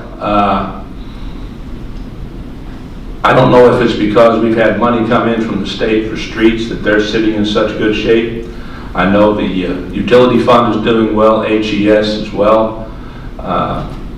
Those enterprise funds, I think, one, they're well managed by the people who are responsible, but also, two, we benefited from the water usage over the summer and somewhat HES with the heat that we had this summer's carrying through. And then with that, I will turn over to the CIP discussion or stand for any questions the council might have regarding everything before CIP. Mr. Kay, back up a few pages on the Public Safety Center allowance. 1,376% over budget. Can you explain that one? I'll take that, Okay. Mr. Mayor. That is the project that was mentioned earlier as far as the renovations at the Public Safety Center. We did not budget for the full, in our original budget, we didn't budget for all of it, so we plan to bring that forward in a supplemental early next year to adjust for the grant that we didn't know we were going to get. Okay, so we have the resources, the revenue to pay for this design portion. Yes. Okay, thank you. Any other questions, Councilman? If I could, just to be clear, I was dealing with operating expenses. That's a capital asset issue that's not been budgeted. I should have pointed that out, and I apologize. That's okay. Councilman, you have a question? Yes, I did. With the airport. The airport has bought a lot of fuel, much more than we planned on, and we will get that back in fuel sales. So it's sort of kind of in the red now, but I have no problem understanding that they will sell it. Okay, and the library? Library, I think, is in the same It's the same kind of a situation as we look at the Phase 2 renovation. We didn't plan for all of those funds this fiscal year this soon. We anticipated it being later, so we will be coming forward with an adjustment based on the contribution from the county that we're getting for that project. So modeling is happening now? What's happening now? I'm sorry, I didn't hear. Model. Oh, it's not happening, the design is happening right now. Design, okay. Right. And what's going on with the community center? I know. It says on here, community center is in the red by 10%.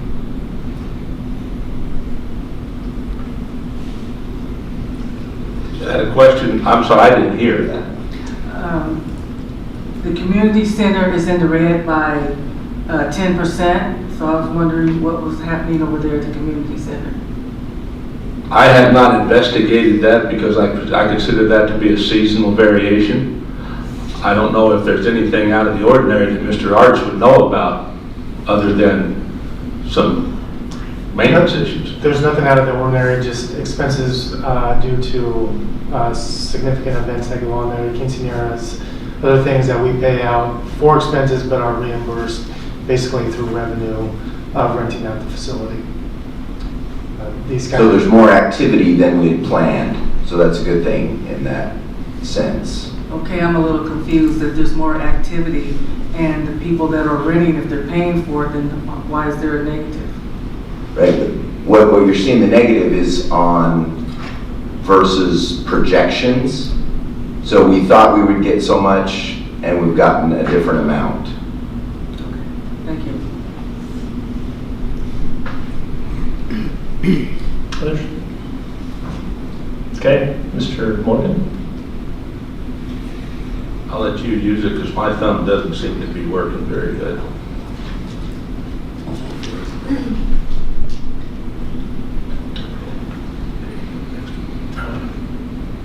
Now, Mr. Krosik had 2 turkeys on the beginning there. That's not the 2 of us, just to be clear. So, let's see, on our capital projects, the North First Place project, happy to say, is nearly complete. So, and again, this is just looking backwards months, so sometimes with these capital projects, we're kind of a month behind on what the update is from what you're seeing out on the ground right now.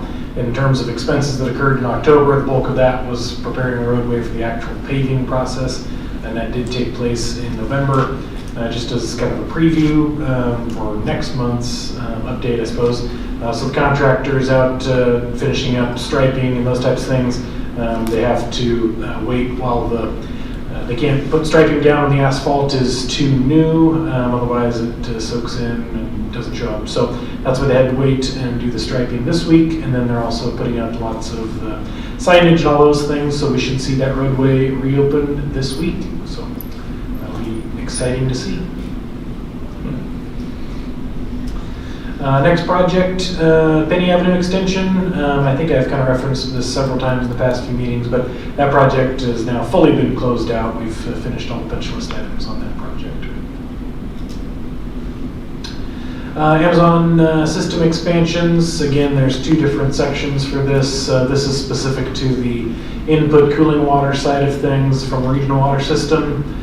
Phase 1, that's the potable water system line expansion. That work is nearly completed. They're just finishing up some of the electronic work inside of the regional water system treatment facility right now. And then phase 2 was advertised in October, and council awarded that contract in November, and we should see that project starting to kick off here in December. The lead and copper program, again, this project was advertised in October, and council awarded this contract at your last meeting, and so that project should get kicked off here in the next few months, and wrapping up by October of 24. Well, number 5, system improvements. So the contractor has been on site at well 5 working on doing the actual pump and motor replacement. So for those of us in the know, we've noticed that there has been a change in your water supply. Well number 5 is by far our workhorse well. Supplies 80 to 90% of the water in the city. So when that one comes offline, that means we have to switch to some of our other deep basalt wells. And so those have come online and been supplying water throughout the city while we've had well number 5 off now that we're through the irrigation season. So that project is proceeding along well now. Mark, what's the timeline on that? Yeah, it shouldn't take too long. They're just going to swap those out. It should be the next month or 2, and they'll have them fully up and operational.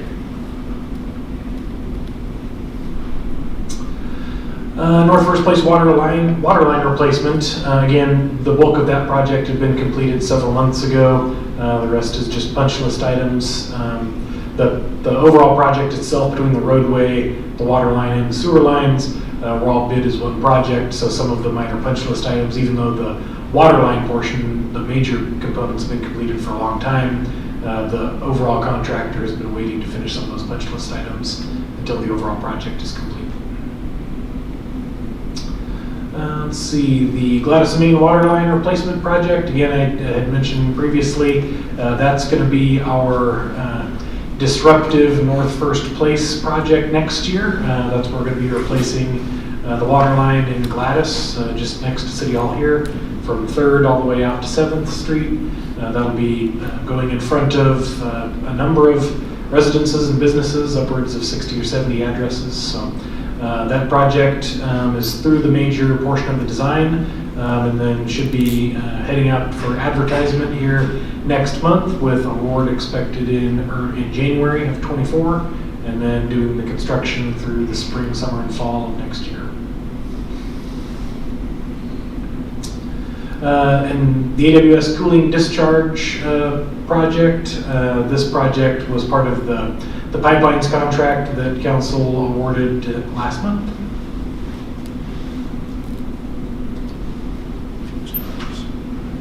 That's all that I have. Next. The teen adventure park. That's Brandon. Brandon's going to do that part. Okay. Yes, you have a question? Questions? Yeah, well, actually, it's more of a, kind of like a statement and question for Mike. Okay. I think. With First Street, North First Street there, the restaurant there on the corner, Rudy's, well, the construction company, I don't know the name of this construction company that we have, when they replaced that side, they put a sidewalk up and only left a small area where cars could drive in and drive out. And I feel that the construction company should have not put the sidewalk up like that. It should have been flat so cars could easily go in. Because if any cars that will come down off of that, it could damage an individual's car.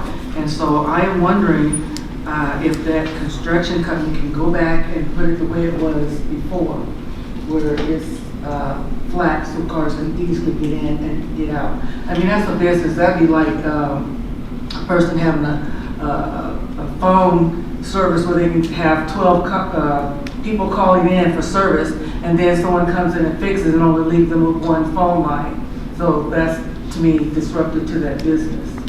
Yeah, so the contractor installed the sidewalk as it was designed. So the city hand-delivered and mailed information about how driveway entrances would be changed to each of the properties along North First back in October of last year, so October of 2022. So the restaurant was well aware of the changes that were going to be made to their driveway access there. As part of changing up that driveway access, that's part of the overall project, is cleaning up the ingress and egress all along that route, is to limit the access points that people have through there so that drivers that are going along North First aren't suddenly surprised by a vehicle entering the roadway where they weren't expecting one. So this project formalized their driveway right up against the extreme northern edge of their property line. And then also by formalizing the sidewalk through there, that restaurant actually gained 5 feet along the entire frontage of their property. They gained about 5 feet onto their driveway or their parking lot, so that it makes it easier for vehicles to maneuver when they come into the driveway. They can maneuver into those parking spaces. So that's how it was designed. Yes, but there's a flaw to the design, in my opinion, with that business. There's not been a problem with cars going in and out before this sidewalk was put up like that. And I feel that it should not have been done that way, because that's their business. It's a drive-in and drive-out business, and it's been like that ever since they've been open.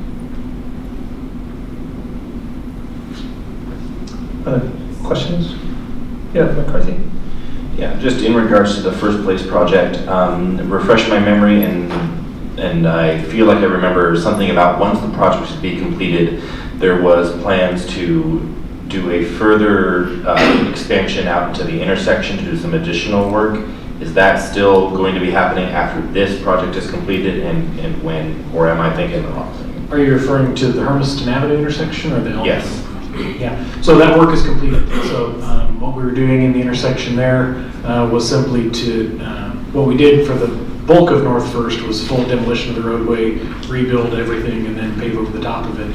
What we did in the intersection there was we just went in and ground out the top 2 inches. And so what we did here recently was we ground out those top 2 inches and repaved that to extend the life of the intersection. So that work is completed. Thank you. So to follow up on that question, what's going to happen with that intersection? Are we still looking to improve that at some point, and will there be new traffic indicators there? At Hermiston Avenue or no? No. Yeah, so we've been having extensive conversations with ODOT over the past 2 or 3 years, trying to shake the ODOT money tree and see if any additional dollars can fall out. So the short answer to your question is, in the immediate term, no, there's not going to be any changes to that intersection. When we've been working with ODOT, again, has gone through an iterative design process over several years, and every time we bring it back up, some new designer thinks that they have the solution to make it work, and it doesn't. Right now, the estimated cost to fully redesign and realign that intersection stands at about $4.5 million. The total cost of the North First Place project itself was around $4 million. And so the big challenge is its proximity to the railroad tracks there. And so in order to make the geometry work for accommodating a state highway, which is Elm, and being able to accommodate the necessary width of the travel lanes through that intersection, at the very least we would have to acquire not just the house that's located on the southwest corner of the intersection there, but additionally several of those light industrial businesses, and fully reroute the roadway through those areas. So that's really where the expense comes in. What about the traffic light? No change. Yeah, so that again gets to the point of every time we keep bringing it up, nobody believes that it's like, oh, well, we can do something easier, something better. The challenge gets into ODOT got sued 8 years ago over ADA issues, and so that's the real challenge, is that we can no longer get away with a traffic signal the way that it is currently designed out there. So in order to, as soon as we touch that traffic signal, we have to fully rebuild all of the ADA ramps and those types of things. That's where we start running into geometry issues of separation from the railroad tracks, and it just really starts to snowball from there. So we've looked at it a lot of different ways, and yeah, the challenge is the only way we can get it done is to acquire that additional right-of-way on the west side of the road. With the new road expansion, will there be left turn lanes? There will be a left turn lane, yep. That'll help significantly. Any other questions for Mr. Morgan? Okay, Mr. Arts? So I'm assuming all of you have been practicing with your rollerblades, skates, and skateboards, is that right? Because it's coming, skate park's coming. We're about 90% complete. The actual skate facility itself is about 98%, just some final touch-ups to do with it. The restroom facility was picked up and dropped where it needs to be, and water and sewer and electrical has been connected, and so a lot of backfill work. Some irrigation and some landscaping is kind of the final list there. Our sidewalks will be left undone until the springtime. Due to the asphalt plant being closed down, there was a significant cost trying to get that and fit that in, and so we didn't proceed with those costs, and we're going to rebid it ourselves to save quite a bit of dollars based on Anderson Perry's estimates, and finish that out in the spring when the asphalt plant opens. But the ADA parking spots and the driveway will be completed, and that's one of the final tasks. So about 90%, and be looking for a grand opening date very, very soon. Okay, perfect. Any questions? Okay. We have action on the financial report. There should be. Okay. Yes, please. All right, so can I get a motion to approve or accept the October 2023 financial report as presented? So moved. Second. Moved by Mr. McCarthy, seconded by Councilor Myers. Yeah, to approve the report as presented. Was there any public input? Sorry, I should ask that. No. Okay, roll call. Yes. Yes. Yes. Yes. Yes. Yes. Yes. Yes. Motion passes unanimously. Okay, on to committee reports. Who wants to go first?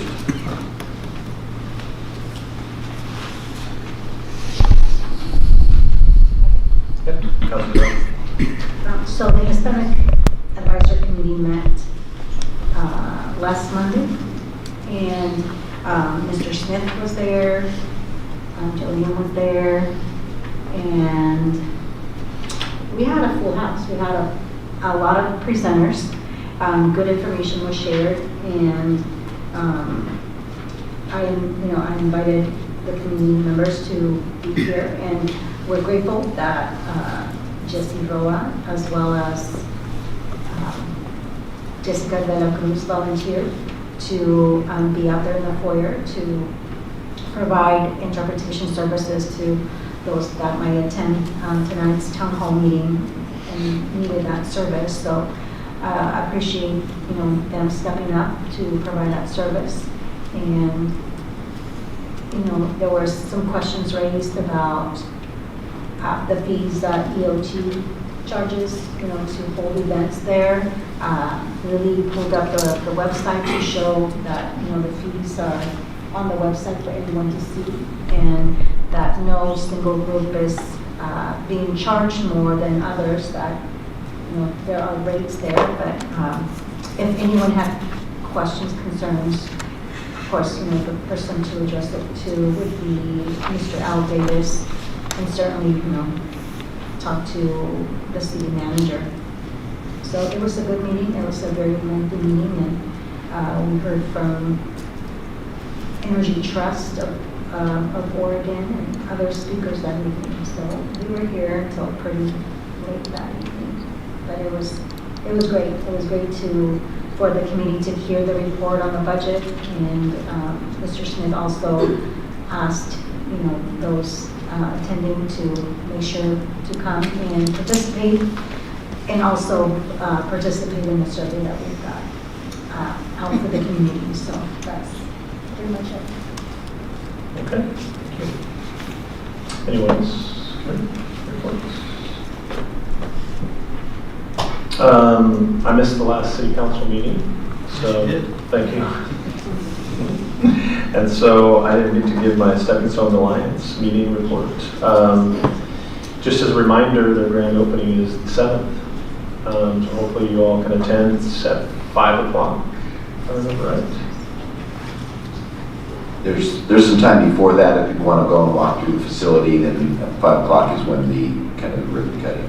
Right, so 4 o'clock I think is when it opens. Right. If you guys want to tour and walk through the facility, and then I think they're doing ribbon cutting like at 5. Right. Yeah. December 7th. That's, yes, December 7th, out at the PATH project. Everybody knows where that's at. If you haven't driven by there, there's a lot going on out there right now. Looking really nice. They did have some leadership change there. Kathy Lloyd is no longer their president. They've elected a new board president. Same, she's still on the board, but they've elected a new president and secretary and treasurer. Treasurer stayed Mike Atkins, but I believe Roger Condi is now their chair. Yeah. And is it Kyrie?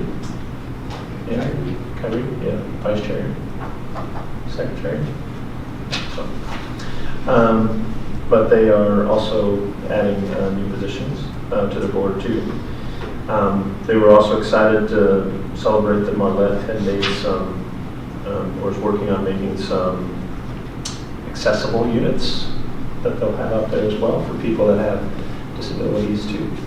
So, a lot going on with Stepping Stones Group as they're preparing to open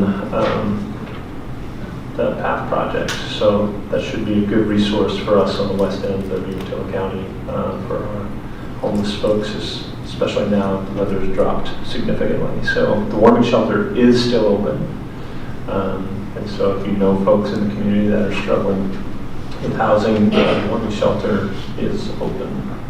Mary Robinson. Yes. Excuse me. Yes. Would you enlighten those of us that don't know what this is? Yeah, so the PATH project is practical assistance through transitional housing. It's a collaborative partnership between the 4 West End Umatilla County cities for housing, transitional housing for folks that are homeless. I think there's 22 units that will have minimum facilities there that are dry. But won't be provided heat, I don't believe so, if that's right. There will be electricity, that there could be a space heater. Could be, yes, okay. And so more of a shelter facility. And then they also will have a warming center there as well. They'll have restroom facilities as well as shower facilities, and then eventually navigation center, which will have access to public resources like mental health counseling, helping people transition through drug and alcohol counseling, resources through DHS, resources for getting their identification and employment and all the things that a person would need to hopefully transition back into a productive member of our community. And so the location of that is off Lind Road and Bensel Road. Yeah, that's correct. So just across from Granite, northwest gravel pit out there. So northwest of High Desert Marine, the old High Desert Marine building. Yep. So the address, the actual physical address is 81535 Lind Road. Thank you. Yeah. So excited to see that happen.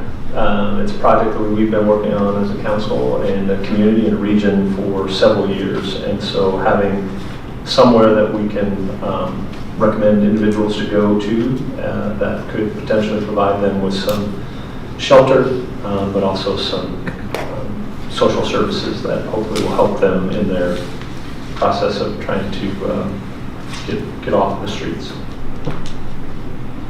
Any other committee reports? Sure, yes. Another way that you can find out more information about it is by going to their website, steppingstonesalliance.org. They're always looking for volunteers, not just for there, but for the warming station. And in fact, part of their invite has a QR code, since it's sort of like a housewarming party. The QR code takes you to the website that shows the items that they are in need of. It's not mandatory. If you want to go and not take anything, I think they will still welcome anyone.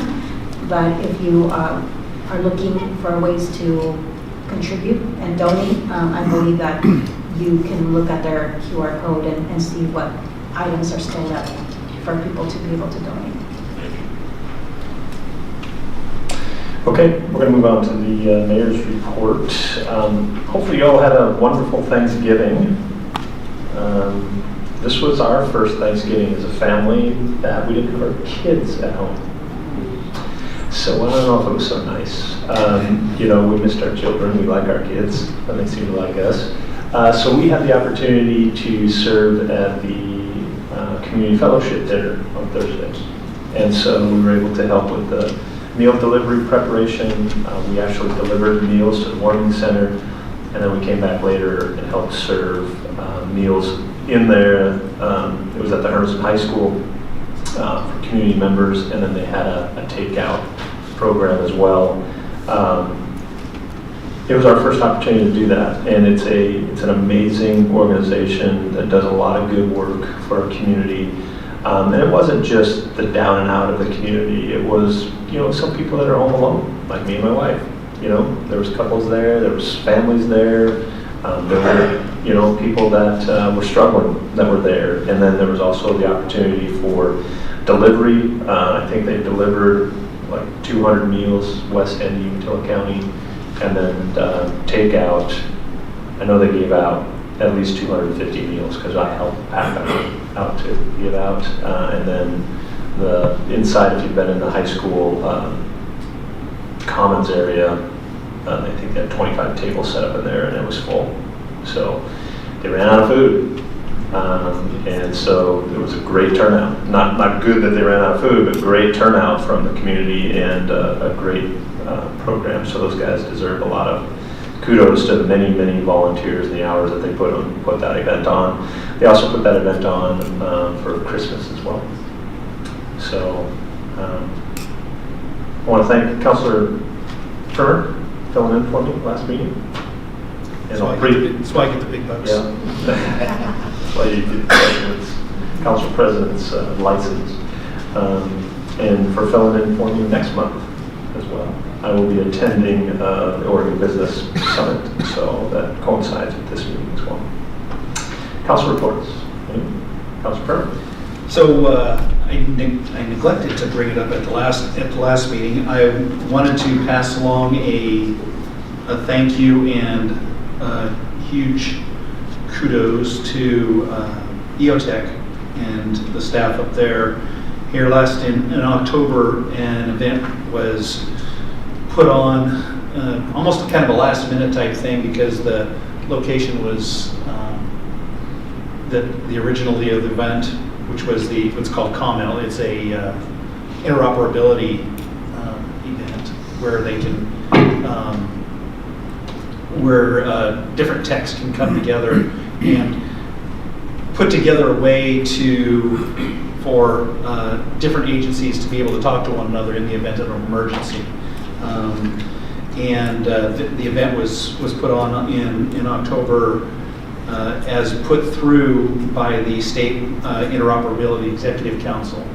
And they had nothing but fantastic things to say about our facility and the staff up at EOTech. They were beyond excited. It was put on in conjunction with Umatilla County, Morrow County, and a lot of different agencies. We had agencies which included the FBI and on down to some of the smaller entities throughout the state. What it was is what they did was they were able to, they even brought in AT&T, FirstNet, and Verizon, and they were able to put it together in such a fashion, the first time that they had actually put the systems together and be able to use FirstNet and AT&T and Verizon's systems to be able to push to talk so that different entities could speak to one another in an emergency situation.